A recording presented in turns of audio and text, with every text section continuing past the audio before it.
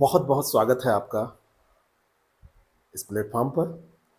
आज कुछ नई शुरुआत, नई बातों के साथ। बहुत दिन से आप लोग प्रतीक्षा कर रहे थे कि मैं ऐसा कुछ करूं कि आपकी डिमांड पूरी हो सके। क्यों नहीं कर रहा था, कैसे नहीं हो पा रहा था, इसका केवल एक रीज़न है कि जो भी करना है अच्छे से करना है।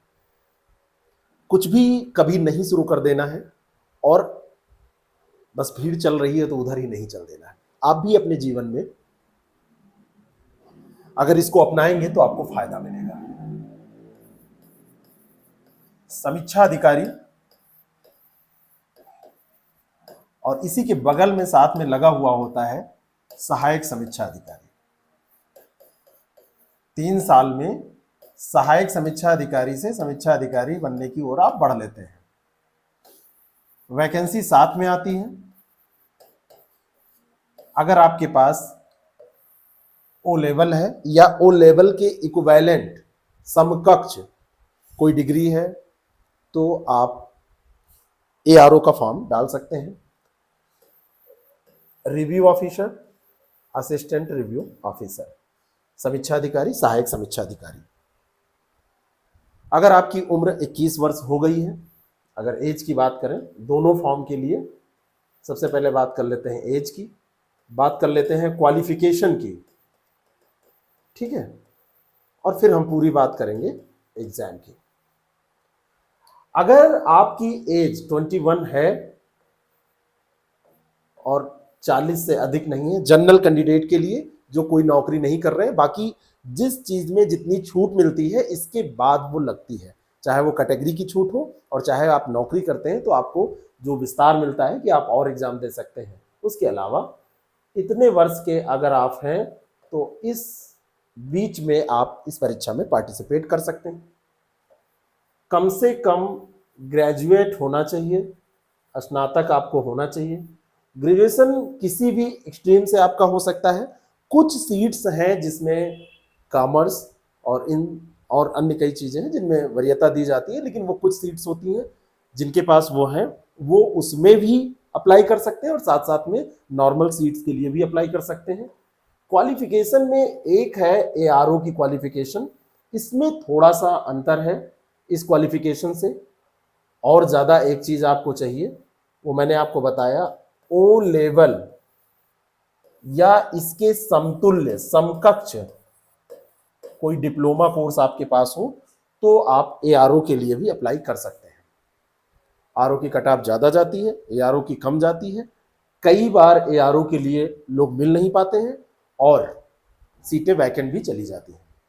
आयोग के साथ ये भी एक बहुत बड़ी समस्या है कि उनको एक तरफ तो बेरोजगारी इतनी ज़्यादा है और उनको कैंडिडेट नहीं मिलते हैं और सीट वैकेंट चली जाती है। अब सारी बातें हमको करनी है एग्जाम पे। सबसे पहला प्रश्न आप लोगों का जो है वो यही है कि वैकेंसी कब आ रही है। दूसरा जो प्रश्न है, सीट्स कितनी है। सबसे ज्यादा यही प्रश्न होते हैं और इस प्रश्न से ज्यादा कोई प्रश्न नहीं होते हैं। और इस प्रश्न में जो आप लोग पूछते हैं उसमें सबसे ज्यादा यही प्रश्न है कि सीट्स कितनी आ रही हैं और वैकेंसी कितनी है, और उसके पीछे कारण क्या होता है। आपके अंदर एक ये जानने की इच्छा होती है कि कब आ रहा है, कब आ रहा है, लेकिन इससे दूसरी बात ये भी है कि वो आएगा जब उसको आना है। आप उसके पीछे मत परेशान होइए, आप सिलेक्शन के पीछे परेशान होइए। तो आप कहेंगे जब सीट्स ही नहीं आएगी तो हम सेलेक्ट कैसे होंगे। आपकी बात बिल्कुल सही है, लेकिन जब सीट्स आ जाएंगी, वैकेंसी आ जाएगी, वैकेंसी आने के बाद तैयारी आप कैसे करेंगे। वैकेंसी तो आना है, कितनी आना है एग्जैक्ट आपको नहीं पता है, ना मुझे पता है, लेकिन इतना जरूर कहना चाहता हूं, एक बड़ी संख्या में ये सीट्स आने वाली है।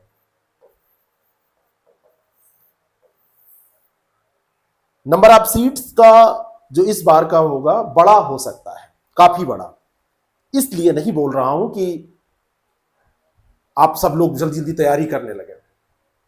10 सीट्स होंगी तब भी उतने लोग तैयारी करेंगे, 150 सीट्स होगी तब भी उतने लोग तैयारी करेंगे। तैयारी करने वालों की संख्या कम नहीं होती है। जिनकी संख्या कम होती है वो वास्तव में तैयारी करने वाले नहीं होते हैं, वो वैसे फॉर्म भरने वाले होते हैं। वो सोचते हैं इतनी कम सीट से तो फॉर्म ना भरो। लेकिन जो रियल में कैंडिडेट होते हैं, जिनको सिलेक्शन चाहिए, जो सेलेक्ट होते हैं, वो कम सीट रहेगी तब भी अप्लाई करेंगे और उसके बाद में एग्जाम देंगे, पास होंगे। सीट्स वैकेंसी इन दोनों में डेट का नहीं पता है कि कब आएगी, लेकिन जल्दी आना है और बड़ी संख्या में सीट्स का आना है, ये दोनों चीजें आप जान लीजिए। लेकिन ये उससे भी ज्यादा जरूरी बात है कि जब आ जाएगी उस दिन से आपके ऊपर प्रेशर हो जाएगा या उतना समय नहीं मिल पाएगा जितना इसके लिए चाहिए।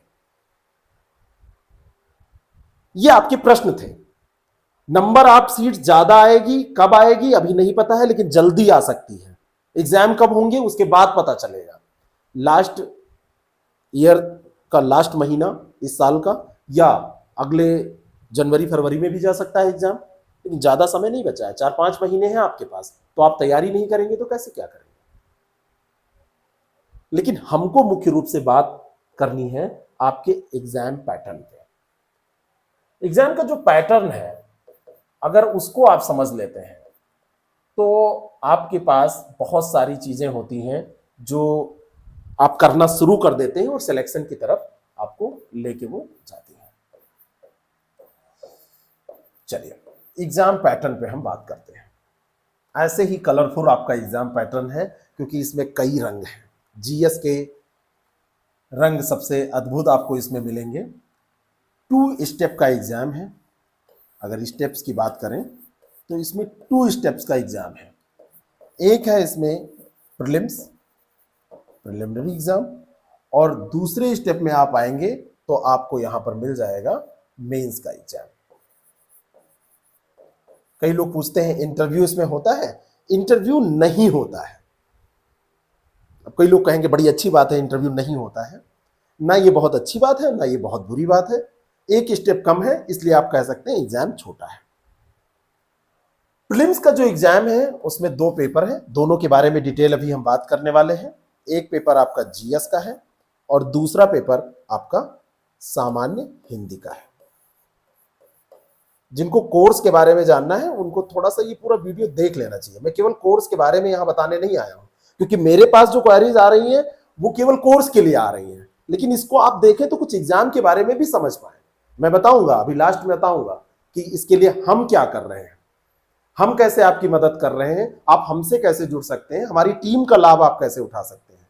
लेकिन उससे भी ज्यादा जरूरी है एग्जाम के बारे में थोड़ा सा समझ लेना, एक इसका जो पैटर्न है उसके बारे में जान लेना, जिससे कि आप थोड़ी सी समझ रखें तो आपका एग्जाम अच्छा हो, आप तैयारी करें तो आप एक ट्रैक पे चले। और मेंस का एग्जाम जो है उसमें भी जो पेपर्स हैं उसमें एक तो आपका ये जीएस का पेपर सीधा चला आता है, दूसरा जो पोर्शन होता है वो सामान्य हिंदी ही होता है। और सामान्य हिंदी में यहाँ पे 2 भागों में चीजें बढ़ जाती हैं। एक तो ऑब्जेक्टिव रहता है, ऑब्जेक्टिव सब थोड़ा सा लिखने में ठीक है इसीलिए वैकल्पिक नहीं लिख रहा हूं। ऑब्जेक्टिव एक पेपर होता है, एक आपका डिस्क्रिप्टिव पेपर होता है, यानी कि जो आप लिखकर उत्तर देते हैं, है ना, डिस्क्रिप्टिव पेपर होता है। और एक पेपर यहां पर आपका आ जाता है निबंध का। सबके बारे में हमको देखना है। चलिए पहले प्रीलिम्स पास करते हैं, और जब आप प्रीलिम्स पास कर जाएंगे तब आप मेंस की तरफ यात्रा करेंगे। इसको पास किए बिना आप मेंस की तरफ नहीं जा सकते, पहले इसको पास करिए। जीएस का जो ये पेपर है इसके बारे में बात करें, 140 इसमें क्वेश्चन और 140 नंबर के। हिंदी का जो पोर्शन है 60 क्वेश्चन और 60 नंबर के, 60 क्वेश्चन और 60 नंबर के।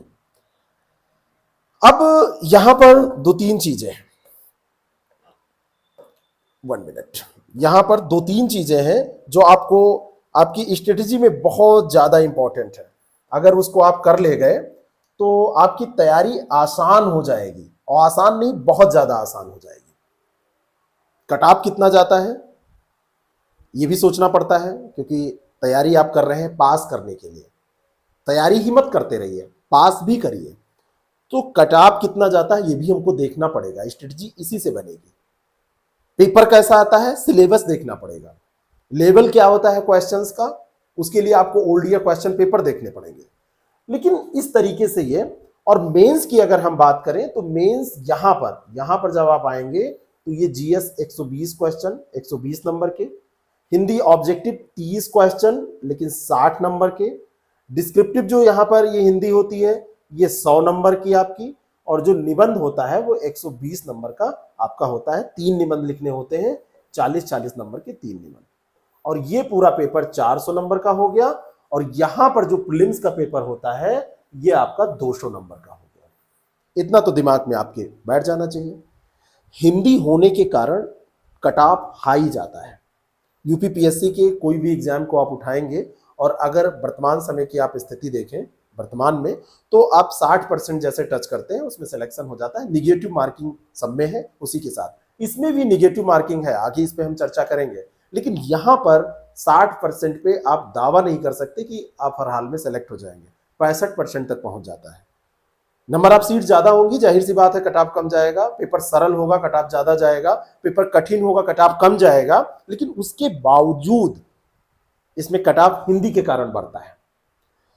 इसके लिए अब हमको चलना पड़ेगा हमारे सिलेबस पे, और सिलेबस पे जब हम चलेंगे तो हमको बहुत कुछ समझ में आएगा। ये आपके सामने प्रीलिम्स का सिलेबस खुला हुआ है। प्रीलिम्स के सिलेबस में कुछ बातें मैं आपको स्पष्ट तौर पर दिखाना चाहता हूं, और उसको सॉर्ट करके दिखाना चाहता हूं कि लिखा तो है इतना शॉर्ट सिलेबस, उसके बावजूद भी ये बड़ा है, और इसको कैसे आप तैयार करेंगे कि छोटा हो जाएगा। आप कहेंगे इतना छोटा तो सिलेबस है।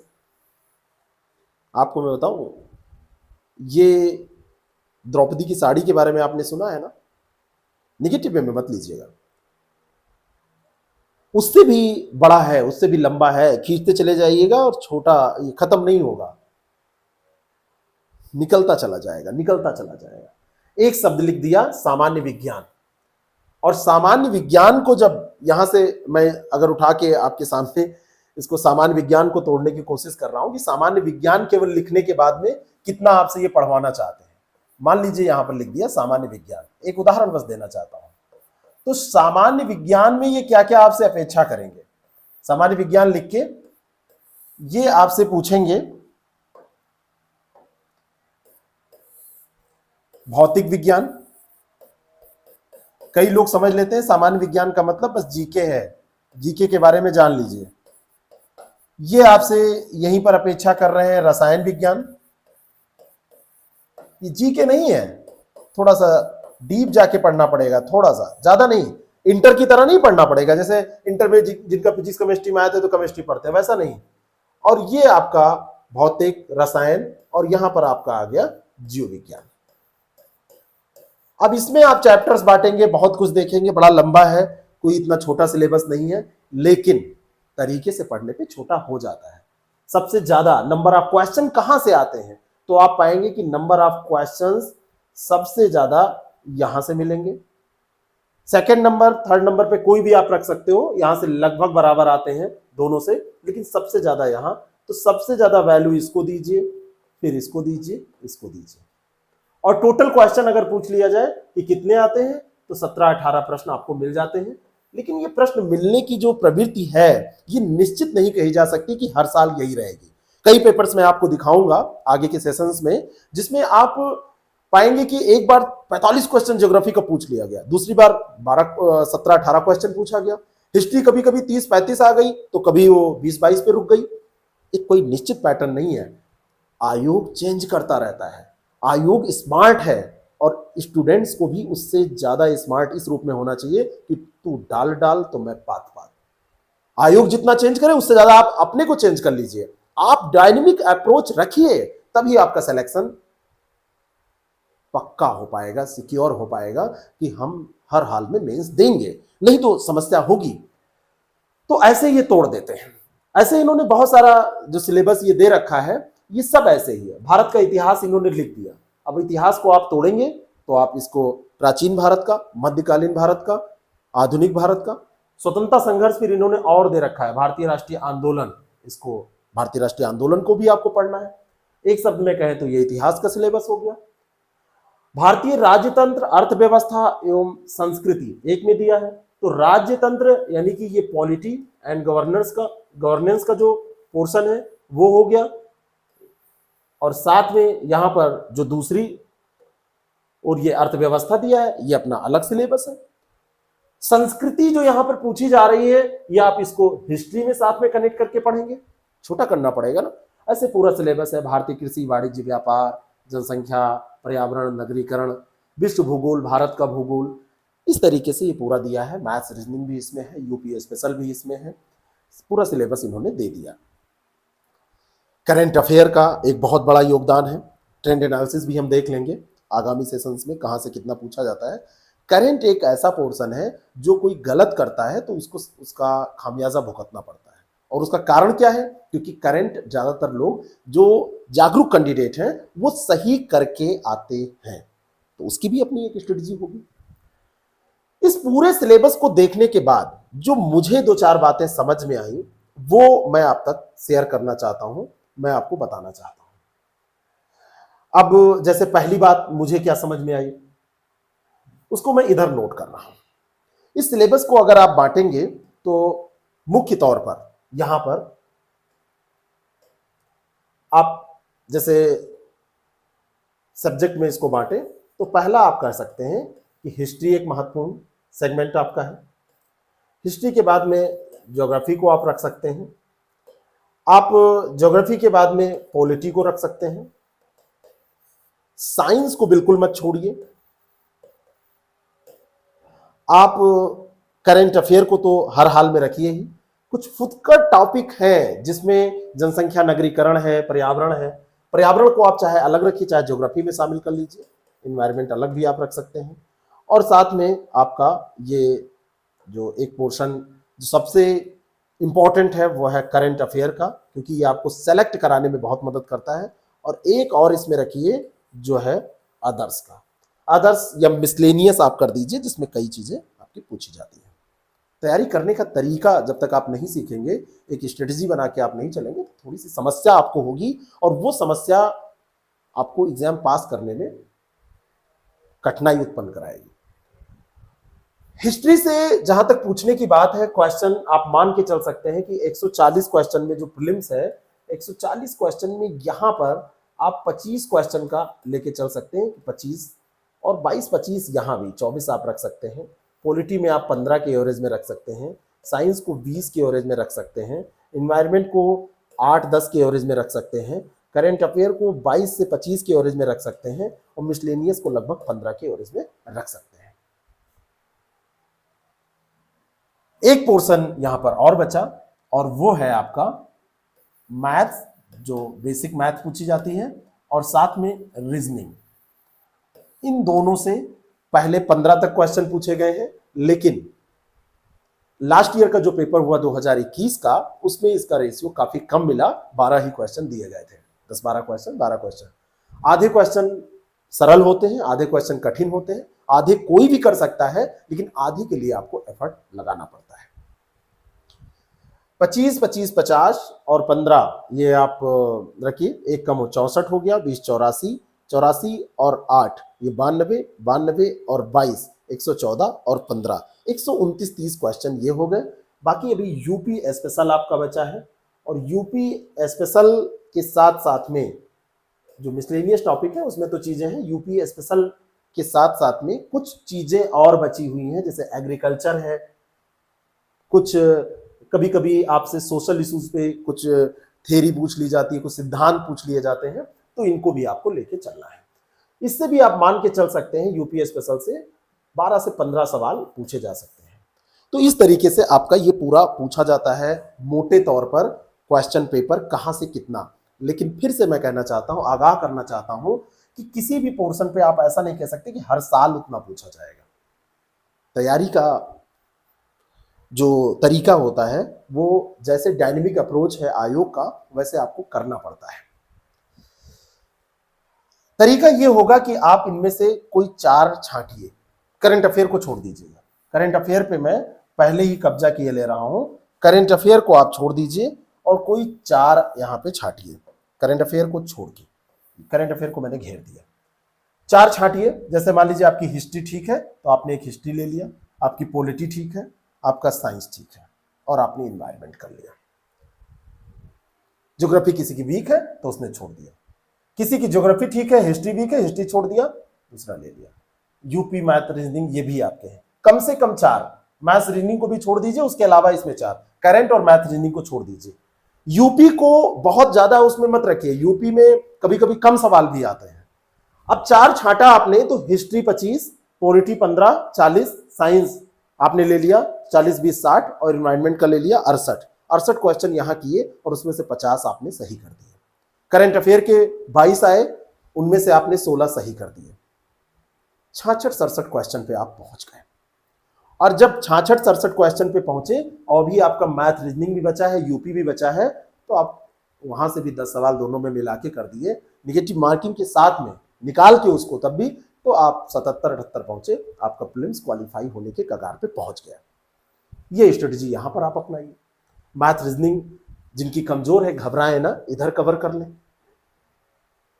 लेकिन कटाफ को देखते हो, अभी कटाफ भी मैं आपको दिखाऊंगा आजकल कितना जा रहा है और क्यों जा रहा है, इसके बारे में भी बात करूंगा, क्योंकि हिंदी भी यहां पर है।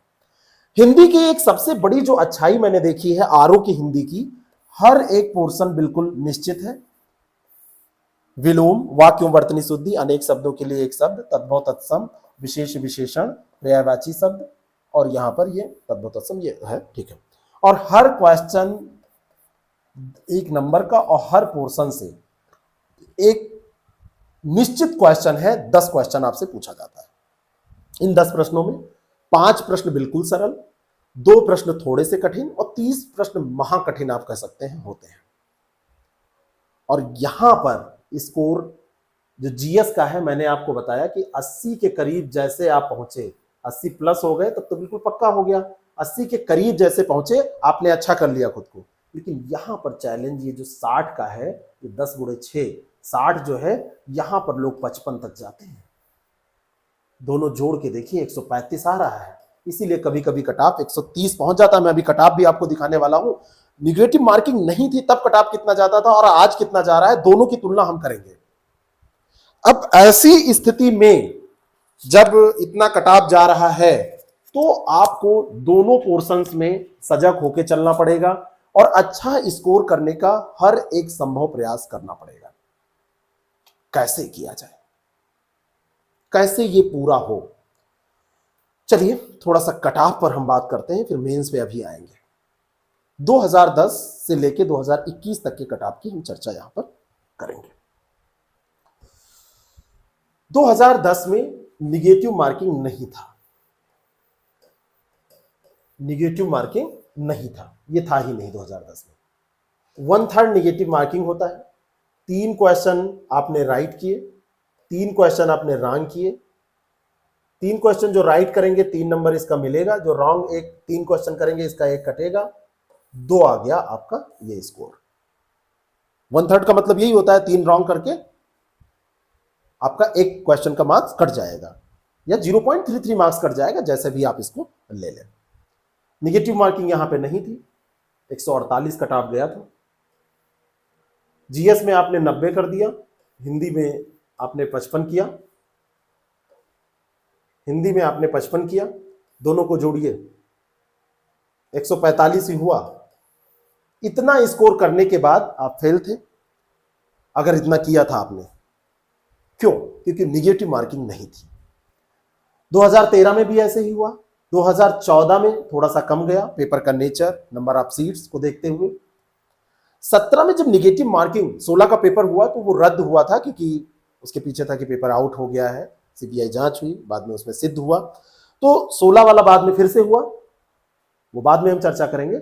17 का जब पेपर हुआ और इसमें निगेटिव मार्किंग अब आ गई थी, निगेटिव मार्किंग के साथ हुआ, तो इफेक्ट देखिए 142 भी अगर आप पिछले पेपर के आधार पे आप देखेंगे तो सीधे 20 मार्क्स ये घट गए। ये वही मार्क्स हैं जो निगेटिव मार्किंग के कारण कम हुए हैं लोगों के, क्वेश्चन गलत होने के कारण।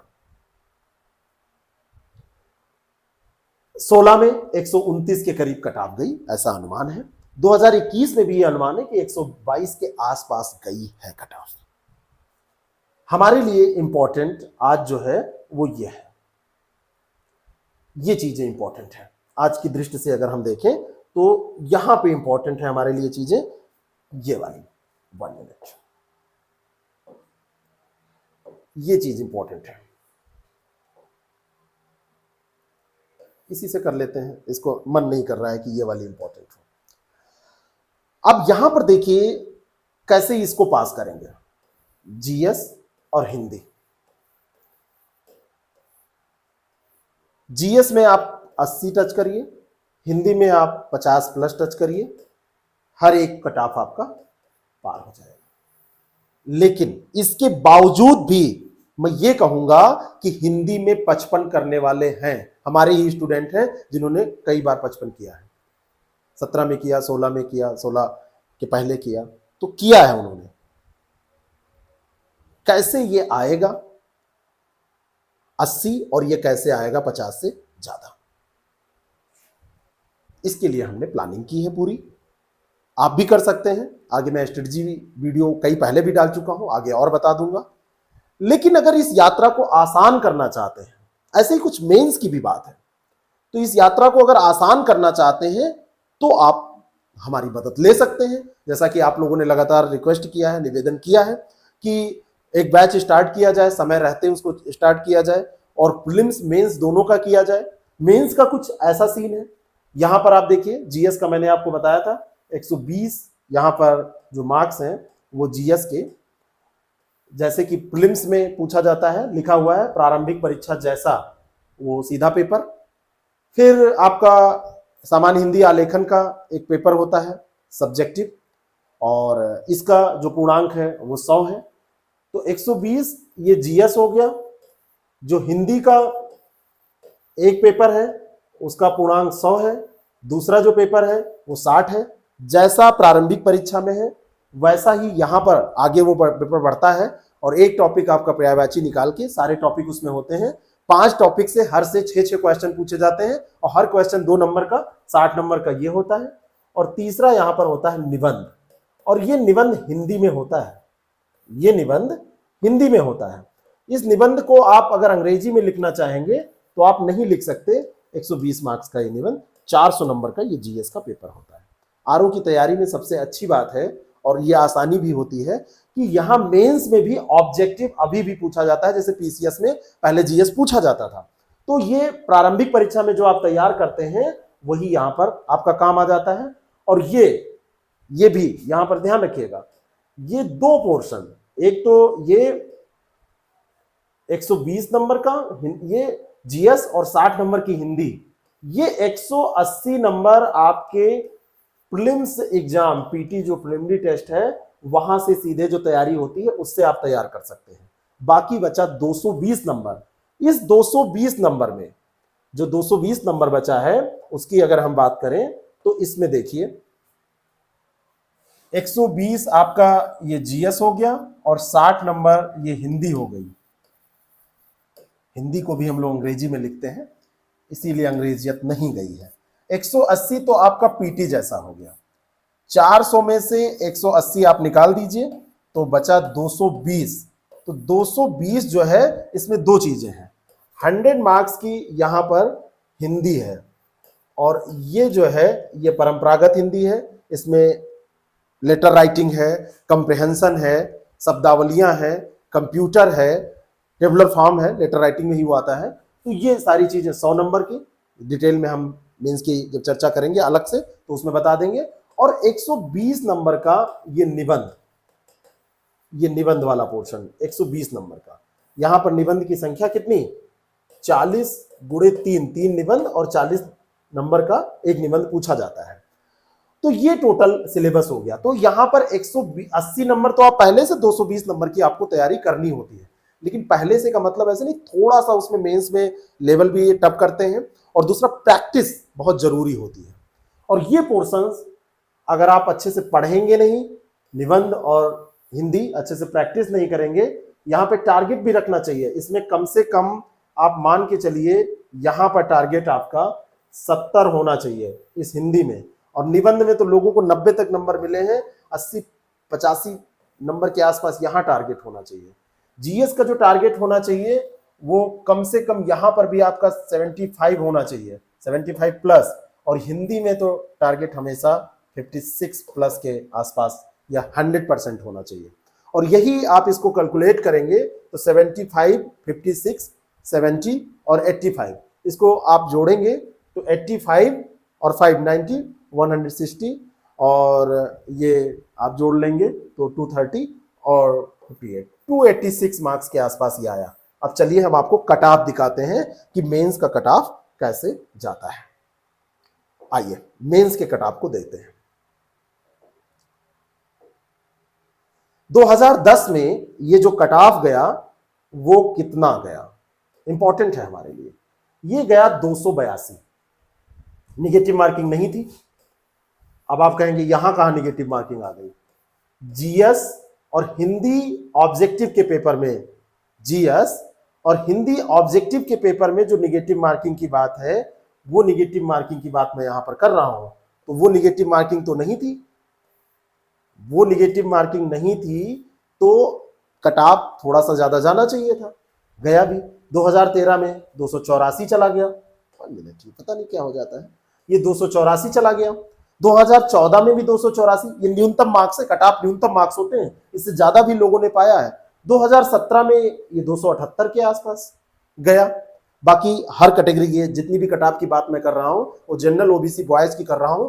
बाकी लड़कियों का कट ऑफ इससे 15-20 नंबर कम जाएगा मेंस में, और प्रीलिम्स में 10 नंबर आप घटा लीजिए। तो यहां पर देखिए 17 में जब निगेटिव मार्किंग आई तो बहुत ज्यादा यहां असर नहीं पड़ रहा है, थोड़ा बहुत असर पड़ रहा है, बहुत ज्यादा नहीं। 21 का भी कुछ पता ही नहीं है, चल रहा है, कॉपी चेक हो रही है। 2016 का बाद में एग्जाम हुआ है, 17 के बाद में, उसके भी मार्क्स अभी नहीं आए हैं, तो आएंगे भी तो ऐसे ही रहेंगे, लगभग ऐसे ही कट ऑफ जाएगा, कम नहीं जाएगा। इससे कुल मिला के हमको पता यह चलता है कि अगर मेंस हमको पास करना है तो हमारा 280 प्लस का टारगेट होना चाहिए, और टारगेट ही अगर आपको रखना है तो 300 का टारगेट लेके चलिए, और 300 का 400 में निकालेंगे तो देखिए ये 75% किसी भी सिविल सर्विसेज के एग्जाम में इतना ज्यादा कट ऑफ का जो परसेंटेज आप देखिए सेलेक्ट होने के लिए 72, 73, 75% नहीं जाता। कारण है कि यहाँ पे हिंदी और जीएस का ऑब्जेक्टिव पेपर, उसमें लोग स्कोर कर लेते हैं। ठीक है, तो ये पूरा एक आप समझ सकते हैं कि कौन फॉर्म भर सकता है, कौन सिलेबस कैसे कवर करना है, कौन कैसे कवर कर सकता है, और दूसरी चीज ये है कि कौन कैसे सेलेक्ट होता है, कितना कट ऑफ जाता है, इतनी हमने बात कर ली।